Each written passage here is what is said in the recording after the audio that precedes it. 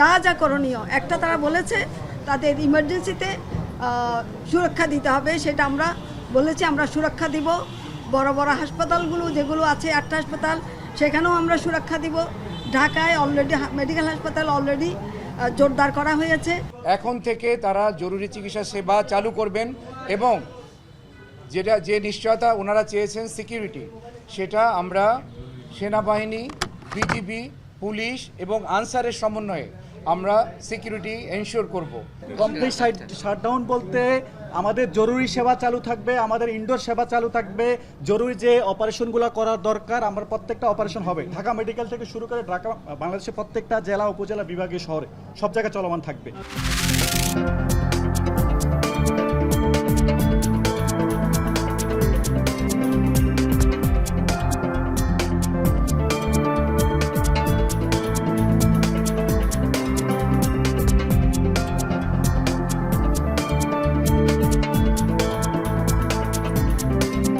আমরা আজকে থেকে কর্মবিরতিতে যাচ্ছি।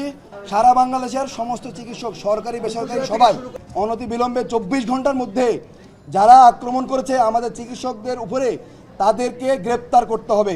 আমাদের সবকিছু নিরাপত্তা নিশ্চিত করতে হবে এবং আমরা যাতে সুন্দরভাবে ডিউটি করতে পারি এবং ডক্টরদের সাথে আমরা একমত। তারা যেগুলো বলছে সবগুলো আমরা একমত এবং আমরাও কর্মবিরতি দিতে চাই যদি আমাদের দাবি না মেনে নেয়। ফেরত চাইলে দিতে হবে, এটা আমি ঠিক মিন করি। আমি যেটা মিন করেছি সেটা হলো যে যদি লিগাল প্রসেস থেকে একটা প্রশ্ন আসে তাহলে আমরা তো ফেরত চাইতেই পারি, চাইবো। যদি আইন আদালত আমাদেরকে বলে যে তাকে ফেরত আনার জন্য ব্যবস্থা করবো, আমরা সেটা ব্যবস্থা করার চেষ্টা করবো। ভারত দেবে কিনা সেটা তাদের ব্যাপার, চুক্তি আছে আমাদের, চাইলে পারার কথা, কিন্তু সেটা কিন্তু আবার একটু লিগাল প্রসেস থাকে। তো আমি জানি না সেটা কিভাবে হবে, এটা স্পেকুলেট না করাই ভালো।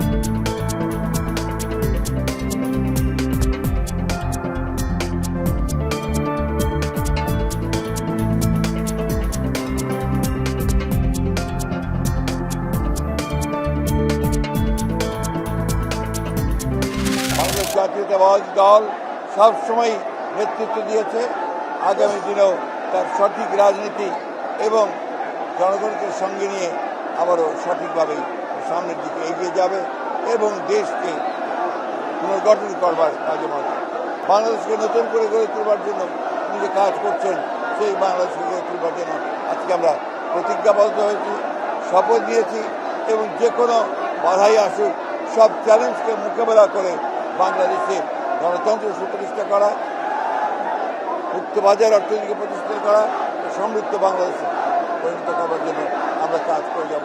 আপনাদের প্রতি আমার স্পষ্ট বার্তা, শক্তি কিংবা ভয় দেখিয়ে নয়, বরং ইনসাফ এবং উদারতা দিয়ে মানুষের মনকে জয় করুন, জনগণের ভালোবাসা অর্জন করুন।